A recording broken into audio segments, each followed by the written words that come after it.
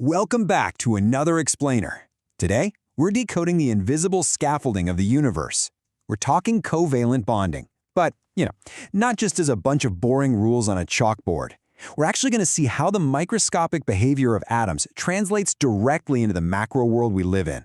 We'll explore why certain things are hard enough to cut glass, while others just evaporate into thin air. Ever wonder why oil and water just absolutely refuse to mix? It's an age-old kitchen mystery, right? You've probably seen it a million times making salad dressing. No matter how violently you shake that bottle, the oil and water stubbornly separate. It honestly seems like magic, or maybe just a really frustrating culinary fact. But the answer? It actually lies in a tiny, invisible tug-of-war happening between atoms.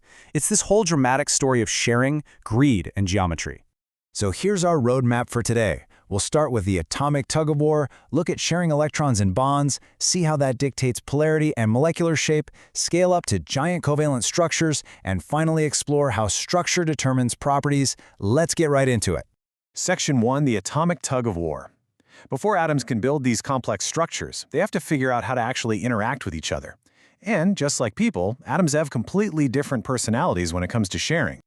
You see, some atoms are absolute electron hogs, while others are way more generous. We call this property electronegativity. When two atoms come together to form a bond, they're basically sharing a pair of electrons.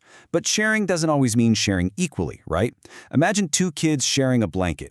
One's probably going to pull it a little closer to their side. That pulling power? That's exactly what electronegativity measures. And what's really cool is how neatly the periodic table predicts this greediness. Generally speaking, atoms get greedier as you move left to right across periods, and they get less greedy as you move top to bottom down the groups.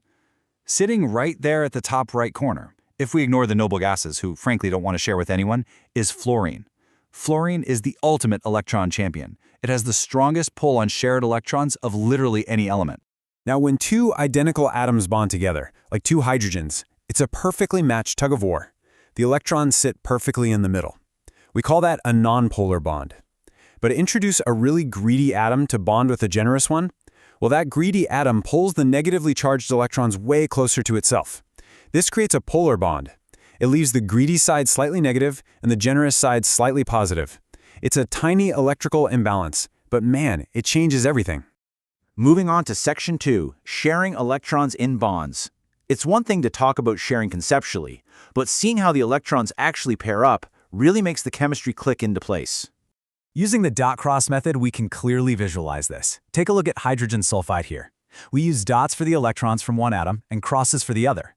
Notice those overlapping circles? That is our covalent bond. Each hydrogen shares one electron with sulfur, which gives hydrogen the 2 it needs for a full shell, and sulfur gets the 8 it needs. So it's a completely mutually beneficial partnership. But, sometimes they actually need to share a bit more. Like we see here with oxygen creating a double bond. A single bond just isn't always enough to make both atoms happy. Two oxygen atoms both need 2 electrons to complete their outer shells. So, their solution? They just share 2 pairs of electrons in that overlap zone.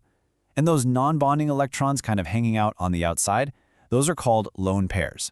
And as we're about to see, they take up physical space and heavily influence the molecule's final shape. Which leads us perfectly into Section 3, polarity and molecular shape. We know individual bonds can be polar, but how does the whole molecule act in 3 dimensions? So, here's the crucial point. Having polar bonds absolutely does not guarantee a polar molecule. It all comes down to geometry and whether that 3D shape causes the dipoles to cancel out. Think of a game of tug-of-war where 3 equally strong dogs are pulling a toy in perfectly opposite directions. The toy doesn't move, right? That's a symmetrical molecule. The polarities completely cancel out. But if the shape is lopsided, maybe because of those bulky lone pairs we just talked about pushing things out of alignment, the pull is uneven. The whole molecule becomes polar with a very clear positive end and a negative end. And this brings us right back to our oil and water mystery from the beginning. Water is asymmetrical and polar, meaning it will only mix with other polar substances. The oxygen atom in water has 2 lone pairs of electrons that actually repel the hydrogen atoms, physically bending the molecule into a V shape. Because it's bent like that, the unequal pulling doesn't cancel out. Water has a negative side and a positive side. It basically acts like a tiny magnet. Oil, on the other hand, is completely nonpolar and highly symmetrical. So because their electrical personalities are just so wildly different, they literally ignore each other. All right, Section 4, Giant Covalent Structures. So far, we've just looked at tiny little squads of atoms. But what happens when atoms build massive, unending armies? Just look at the sheer structural strength created here. Every single carbon atom is covalently locked to 4 of its neighbors in a 3D tetrahedron.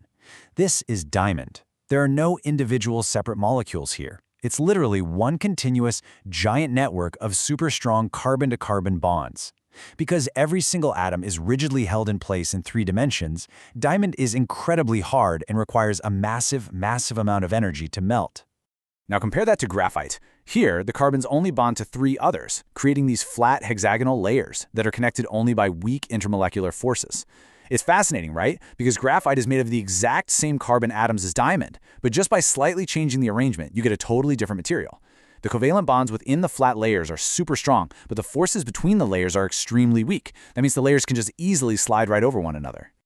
To round out our big 3 giant structures, we have to look at sand, or silicon dioxide, which heavily mirrors the strong, rigid tetrahedral arrangement of diamond. Instead of just carbon, though, it's a repeating lattice of silicon and oxygen atoms. And because it shares that rigid 3D framework, sand, much like diamond, has a very high melting point and is incredibly hard. Honestly, this is the structural secret behind why beaches don't just melt on a hot summer day. And finally, Section 5, Structure Determines Properties. Let's connect the dots here and see how these microscopic atomic arrangements completely dictate practical engineering. This is where the chemistry stops being abstract and becomes totally tangible.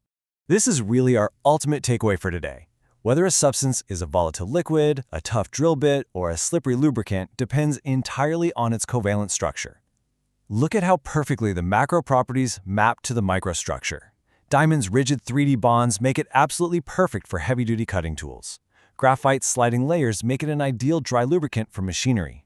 And simple, small molecules, which are only held together by weak forces, are usually just liquids or gases at room temperature. Oh, and remember how I said graphite only forms 3 bonds per carbon? Well, that leaves exactly 1 delocalized electron left over per atom, and 1 is the magic number that allows it to conduct electricity. That's right, just 1 free-floating electron per carbon atom completely changes the game. Unlike diamond, which locks every single electron up in a rigid bond, graphite's free electrons can move freely through the structure, carrying an electrical charge. This is exactly why graphite is used as an electrode in the batteries powering the very devices we use every day. And here's a crucial distinction. When you boil water or melt ice, you are only breaking the weak forces between the distinct molecules. You are not breaking the strong covalent bonds holding the hydrogen and oxygen together.